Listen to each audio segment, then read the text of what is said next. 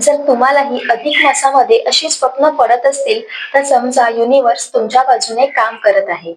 अधिक मासामध्ये काही स्वप्न ही खूप शुभ मानली जातात. जसं की स्वप्नामध्ये मंदिर, देव किंवा तेजस्वी प्रकाश दिसणं हे सकारात्मक ऊर्जा आणि ब्लेसिंग्सचं लक्षण आहे. जर तुम्हाला स्वप्नामध्ये स्वच्छ पाणी, नदी किंवा पाऊस दिसत असेल तर ह्याचा अर्थ तुमच्यातली सर्व नकारात्मक ऊर्जा धुतली जात आहे. जर स्वप्नामध्ये सुवर्ण, फुलं किंवा दिवा दिसत असेल तर ते धन, आनंद आणि नव्या संधीचे संकेत असू शकतात.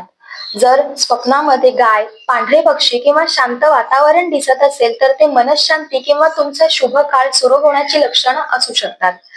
पण ह्या व्यतिरिक्त तुमची श्रद्धा आणि सकारात्मक ऊर्जाच जास्त शक्तिशाली असते. जर तुम्हालाही अलीकडे अशी विचित्र किंवा शुभ स्वप्न पडत असतील तर ती आम्हाला कमेंटमध्ये नक्की कळवा आणि अशाच प्रकारच्या सकारात्मक माहितीसाठी आम्हाला नक्की फॉलो करा. धन्यवाद.